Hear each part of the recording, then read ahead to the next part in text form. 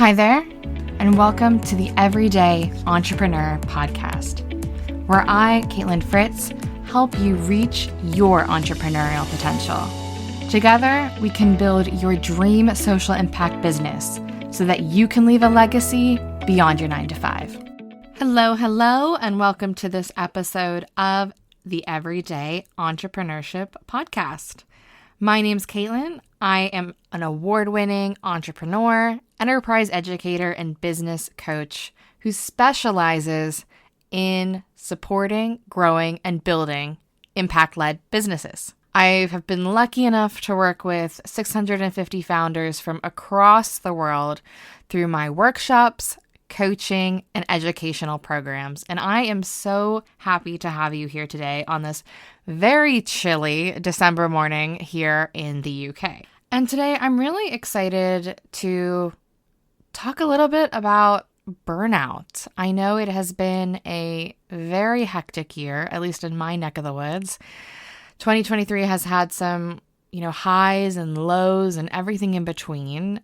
And as we're at this last chapter of 2023, I want to stop and reflect and really process all of the mini and big successes I've had and you've had, and not get worried about the anxiety or the fear of 2024 or all those things we didn't do on our January 2023 to-do list. And I have the perfect guest on today to share her journey of self-discovery, her journey through burnout, and her journey in making clinician and medical professionals' lives so much more enriching and balanced. So I'm absolutely thrilled to have Dr. Amy Jo Farrow. She is an occupational health physician and a burnout coach specializing in the medical and healthcare field. But don't worry, she works with everyone. She is helping doctors go from burnout to balanced and really supporting exhausted doctors thrive. So let us jump in to our conversation together, where we are going to discuss everything from burnout to boundaries to business success. I hope you enjoy. Today, I am so excited to have Amy Jo Farrow here with us today. So, Amy Jo, let's just jump right in. Can you share a little bit about, your background and how you got started? Hello, everyone. I'm Amy Jo, and people often call me AJ. I am an occupational health physician. I started my career as a doctor, working in hospitals, working in anaesthetics, intensive care, A&E, acute specialties, and then pivoted into occupational medicine, where I get to support people with fitness to work, occupational related illnesses, and return to work. Those are the main things I do. And alongside that, I've been working as a coach, working with doctors who are experiencing burnout, and those doctors who have been off work for a period of time and need to get back to doing their jobs and want to do it in a sustainable way that is balanced and going to set them up for the future so they don't experience the same problem again. I love that. We're going to be diving definitely a little bit deeper into what you're doing. But let's rewind the clock. What got you into healthcare? And I mean, there has been quite a shift from those intensive specialties to occupational health. So can you take us back to the beginning of, what called you into this industry? Oh, I'd have to take you back to when I was like 10 or 11, but I just knew that I wanted to be a doctor, and I wanted to, it's a cliche, but help people and look after people and do work that was meaningful and worthwhile. And so, I just kind of focused my sights on medicine and got in, did the degree, started to work in a great hospital. But I didn't know what sort of doctor I wanted to be. I was just like, no, I don't want to do that. No, I don't want to do that. But actually choosing what I did want to do took a little while. And when I was in my foundation year, so the first year of being a Dr. F1, I had the opportunity to go to Iraq with a group of doctors who were performing orthopedic surgery on general population. Wow. Yeah. And when I was there, I was just like, okay, I'll be the ward doctor, supporting people after they've had their operations, getting them ready. And I got to be in theatre quite a lot, and I just saw what the anaesthetist's doing. I was like, this is cool. Like, I thought surgery was cool, but anaesthetics is like another level. And I was like, right, well, that's it. That's what I'm going to do. And yeah, so I applied and got in and was doing my anaesthetic training. Part of the anaesthetic training that I was doing was called acute care common STEM.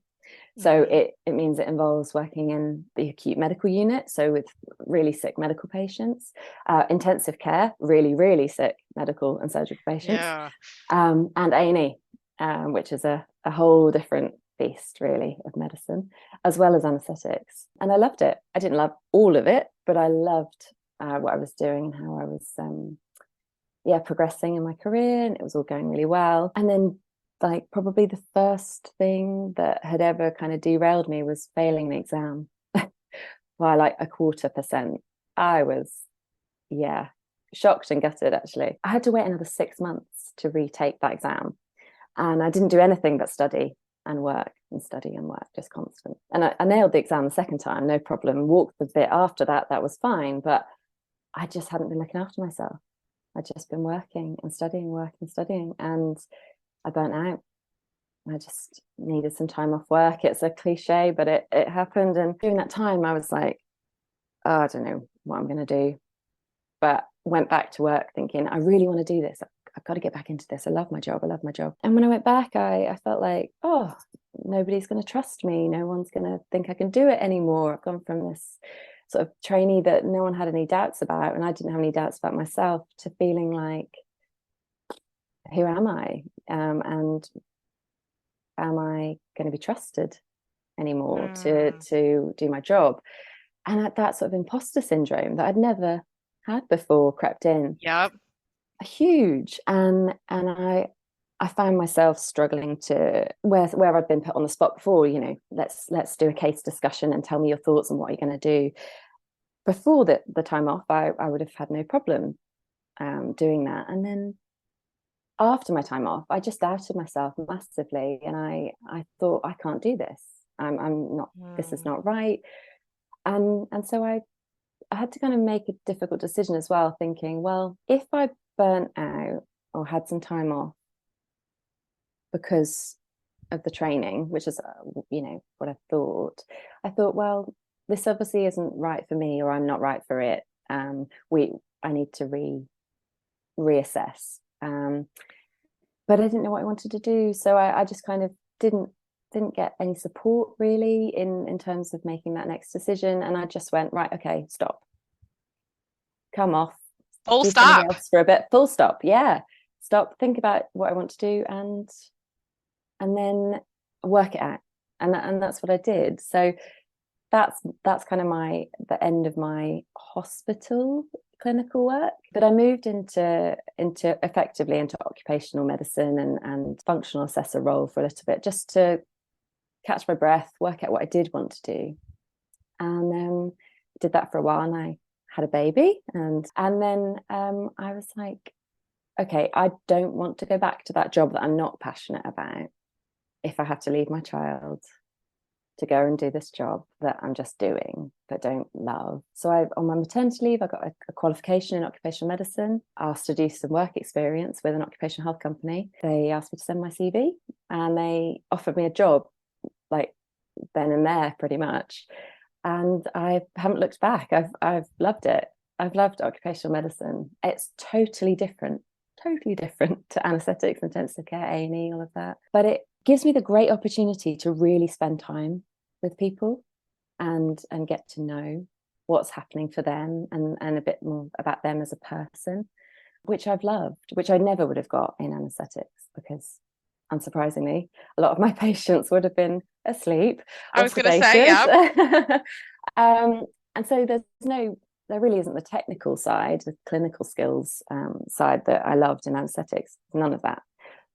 But there's this opportunity to speak to people and really get to know them in that window that you have, which I love. But again, I found and understood the limitations of that in terms of supporting people and getting back to work. And so in occupational medicine, I do an occupational health consultation for an employee, advising on return to work, fitness for work, reasonable adjustments, that kind of thing. But you do see people sort of rebounding time and time again with the same issue or the same problem.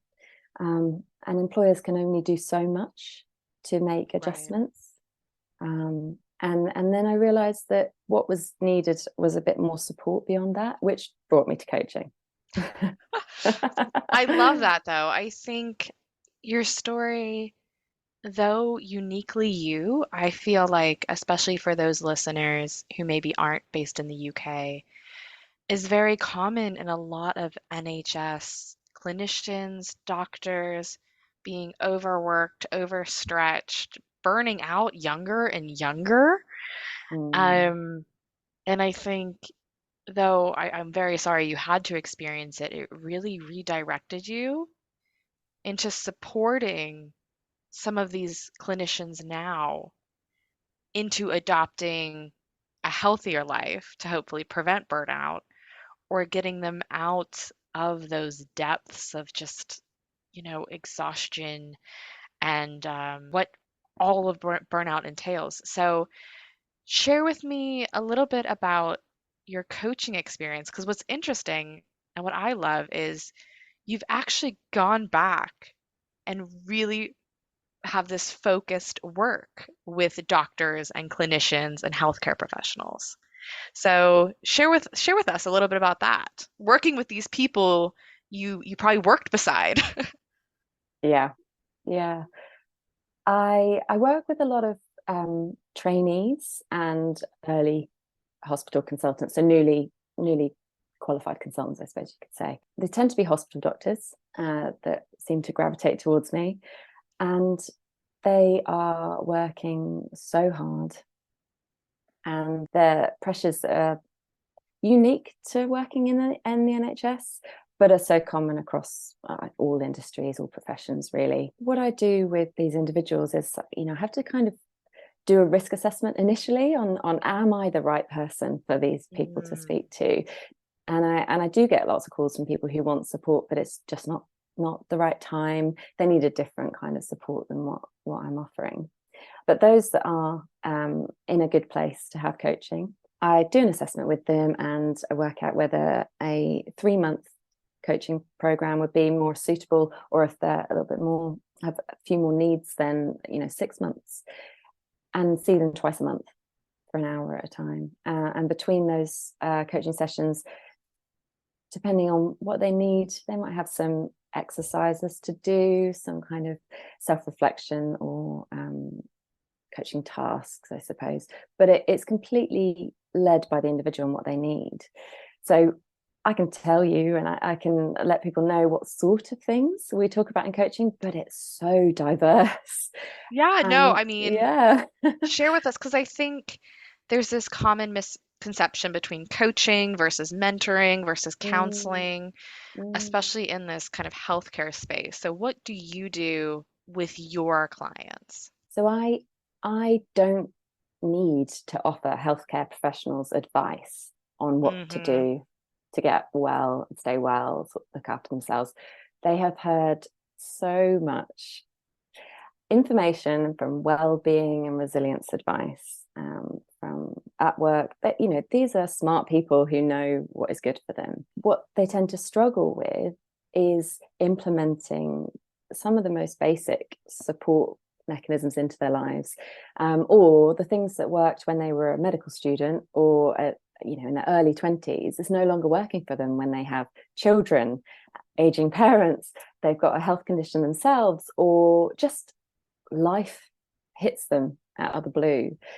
And so often it although the burnout burnout is an occupational condition.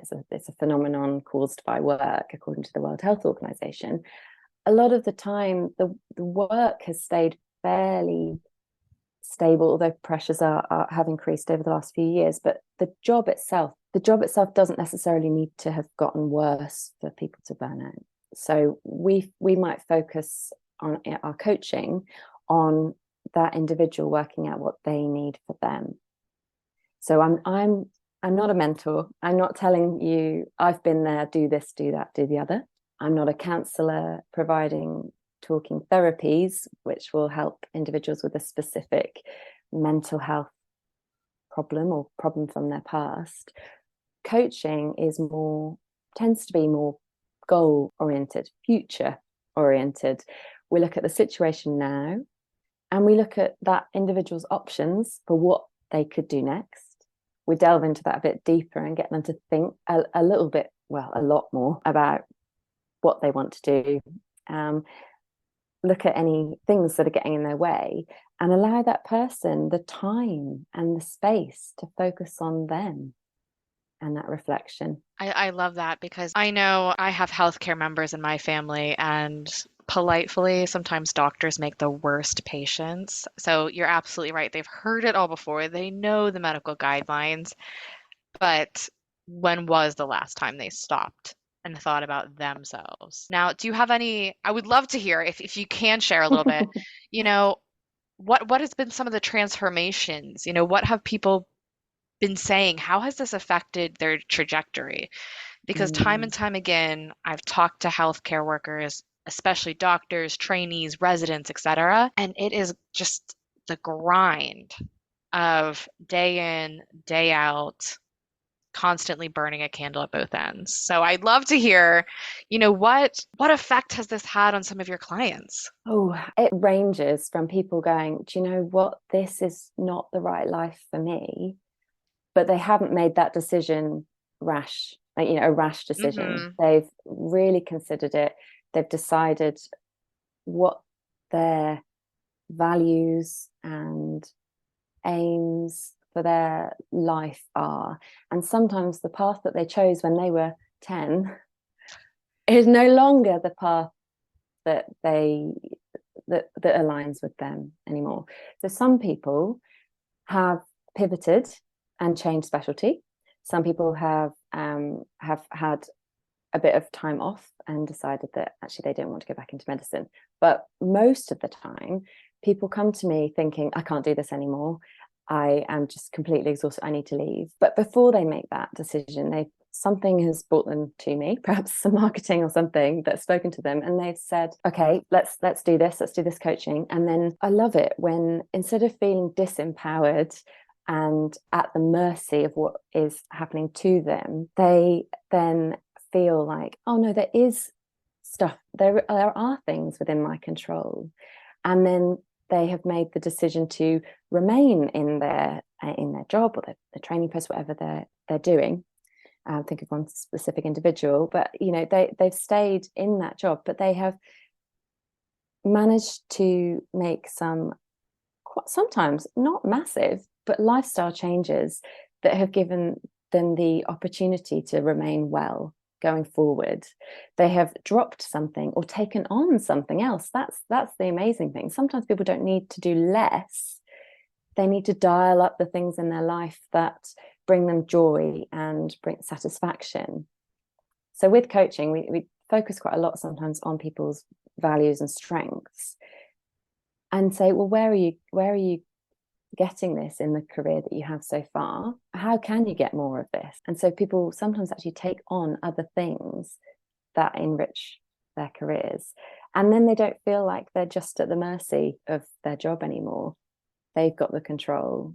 And when a lot of clinicians are burnt out, they can't see the wood for the trees, and they feel like everything is happening to them. So having that space to talk and think and reframe things sometimes is empowering. I love that. I think you're totally right. It's not just cutting back, it's finding what really lights you up and being able to amplify that, because you can get so much joy in richness, especially when that is in your control, and you're just able to to enjoy all those multiple facets of yourself. Speaking of being a multiple faceted woman, Amy Jo, you're incredible. I'm a huge fan. But so you have a career you love working in occupational health.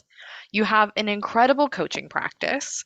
You have a husband and child. How do you balance this all as an entrepreneur, as someone who is going out and building and continuing to grow your practice? Tell us how. I actually have two children. Oh, children. My Yeah. bad, everyone. So she's even more of a superwoman. No, I'm not. And actually acknowledging that I'm not superhuman is like the first step in being able to do what I've been doing. I would not have the capacity to do all these things if I didn't have such an amazing husband, honestly, and family. Like I have a lot of support from my parents with childcare. I am fortunate enough to be able to afford to pay for childcare when I need a bit extra, so that I can take advantage of all the opportunities that come in my way, speaking engagements, workshops, and all those kinds of things. So yeah, I think having that stable main career, I guess, that I enjoy helps a lot. Having that wider support helps a lot. And then the security that all of that offers to allow me to branch out and do new things that I haven't ever done before and are a bit scary. And going back to the kind of superwoman thing, I know that I am, I guess, I know myself quite well now. And I am quite good at going, what do I need? What do I need? And sometimes I don't know what I need. And that's when I get some coaching for myself, because then deep down I know, but sometimes I just need to talk to somebody else so that I've got that space and somebody to really listen. I love that. I think even coaches need coaches. Absolutely. I think that's a misconception that people are like, oh, you must have it all together. And I'm like, nope. No, we all have our people. We all have our network. So I think it's incredible that you have this ecosystem. And what I think is beautiful as well is you have almost this portfolio career. You have that time doing your occupational health, you have your own coaching practice, and you've become more and more vocal online about your coaching, which I highly recommend anyone, give Amy Jo a follow. What she's doing on LinkedIn, her workshops, all of these things are incredible. What advice would you give others in the health space, or even just in general, in balancing something like a portfolio career like you have? But first of all, I would say have a conversation with yourself, or do some work on what do you really want from your life, career and life, because they're inextricably linked. And if you're going to take on something else, something new, make sure you have the space and the capacity to do it. Not just the time to do it, but the energy and the support, and think about the knock-on effects of that new thing you're taking on. I would advise people to take it slowly initially when you're starting to build something. For example, on LinkedIn, when I joined that, I was posting most days, I was responding to comments, I was really networking a lot, and I realized, like, this is taking up a lot of my time, bandwidth, exactly. And I'm not going to do it anymore on a Tuesday or a Thursday, which are the days that I get to spend with my 2-year-old, and drop my 5-year-old off at school and pick him up. And I thought, I'm not going to do it on those days because I don't want to be distracted from what I've got going on with them. So yeah, take it steady and a little bit at a time, and really think about every opportunity that comes my way. I have to have a quick chat with my husband and be like, is this going to work for us? Is this going to work for me? Is it worthwhile doing? Because you get offered so many things. It's whiplash. It is, isn't it? Yeah. So that's it really. And I talked about this recently in sort of my newsletter, and also on LinkedIn, about kind of we would all do well to have like energy guided seasonality to our days, weeks, months, years, you know, depending on what we've got going on personally, physically, emotionally, socially. All of those things impact our capacity to do things. And it's not always within our control, especially as healthcare workers, but we're not superhuman. We do have basic needs that have to be met. So factor that in. Oh, I love that. I love that. And to add on to that, because I know you've worked mostly with healthcare workers, but we're in that kind of frantic time of the year. Some people are ramping up for the holidays, some people are, winding down. Others are just flat out burnt out by the end of the year. I have fellow entrepreneurs who have just, can't even run through the finish line at this point because of how crazy of a year it has been. What advice would you give to anyone who is battling burnout, any entrepreneurs out there who feel like it's creeping in now in these, wintry months? Do you have any tips for those individuals? Yeah. So those individuals who are feeling wrung out this time of year, I think know that you are not alone in this. That's true. I think everyone feels like this time of year. The seasons change, the nights draw in. It's hard. It's hard. Like we said before, think about not only what you can potentially get rid of, what you don't really need. So for me, I didn't need to be posting on LinkedIn 5 times a week. So could you cut that back? Will it make a difference if you don't post every day? Probably not. So Right. wind some things back. Try and say no to some things, even if they're exciting and interesting. Also, don't think, okay, in January, I'll do it in January, I'll do it in the new year, and then cram your January full of things. Everyone does that. Everyone does it, yeah. Because most people will get a bit run down, cold, whatever, in the new year, and it's a really hard time to start anything new. Also, think about dialing up things that replenish your energy, and that's not necessarily just resting and watching TV for all the free time you have, or scrolling social media. Being a little bit more conscious and intentional with resting and recuperating. There's a great TED talk, 2019, about the 7 different types of rest. I'd recommend people take a I'll look have to at put that in the show notes. Okay. Yeah, it's a brilliant talk, and so think about that. And it doesn't have to be having a whole day of doing nothing and going to a spa or something. If you could put regular small daily habits in that support your happiness and well-being, and you can do that over the longer term, it's going to serve you well next winter as well. Exactly. You can start 2024 not with that New Year resolution, never-ending to-do list stress, but really just taking things in these daily habits. I think that's something, as an entrepreneur, it took me probably like a year and a half of running a business to realize if you do not bake these in, no one is going to bake them in for you.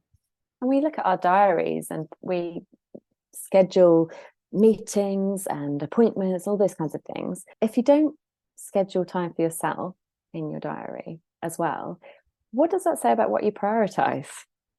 Exactly. You cannot serve with an empty cup. It's going to lead you down that path of burnout, which, then you're not giving your gifts to the world. So, Amy Jo, where can individuals find you, follow you, if they're interested in your coaching programs or your workshops? How should they get in contact? So people can follow me on LinkedIn. So Dr. Amy Jo Farrow. Amy Jo is hyphenated. And can get in contact with me hello at dramyjofarrow.com, which is my website address too. Dr. Amy Jo Farrow is DRAMYJOFARROW.com. They're the main ways. And on my LinkedIn page and on my website, you can book in a call with me if you're interested in coaching as a doctor, either with burnout or returning to work after sickness absence for any reason, but particularly burnout and mental health. Amazing. And then I have to be a little bit cheeky because obviously I am not in the healthcare space, but can anyone sign up for your newsletter as well? Yeah, of course. Yeah, of course. I do coach people who aren't doctors as well. Like, Okay, just had to ask. yeah, absolutely. Come, join my newsletter. I'd love to have you. Amazing. No, thank you so much for all of this knowledge, all of these insights. And I'm hoping everyone listening can really reflect on what brings them joy, what they need to add, subtract, and book in these moments of rest. So thank you so much for joining us today. That's really good to chat with you. Thanks, Caitlin. What I love about speaking with Amy Jo is her realness and honesty in her own story. You know, we in the UK have a very burnt out healthcare system, and I think clinicians worldwide, and honestly everyone, has suffered a little bit or a lot from the stress of the pandemic. And I think she uses her own experience of burnout to have this pivotal moment of change, in using it and leveraging it to support fellow clinicians and fellow healthcare professionals to stop burnout on the way, or reevaluate, what brings them joy in their lives. What I really loved was how she has brought us some real, tangible advice that we can start implementing in our lives and our businesses starting today. Think about what you can add to bring joy in. Think about your boundaries. I know I loved that. And if you want to learn more about Dr. Amy Jo Farrow and her work in helping doctors thrive, then be sure to check out the show notes where I am linking her LinkedIn, her newsletter, and that incredible TED Talk we mentioned on the show about rest, because we know end of the year, we all need some rest. And if you want inside tips and be the first to know when a new episode drops, you have to join my newsletter, which is linked in the show notes. In there, we get real about building an impact-led business. So I hope you will join. Thank you all for listening in to this incredible episode with Amy Jo. And until next time, this is the Everyday Entrepreneurship. Thank you for joining me for this episode of Everyday Entrepreneurship.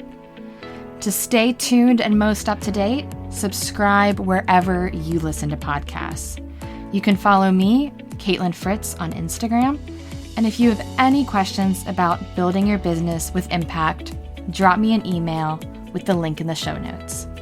This podcast is produced by the great people at the Podcast Boutique. I look forward to catching up with you next week. See you then.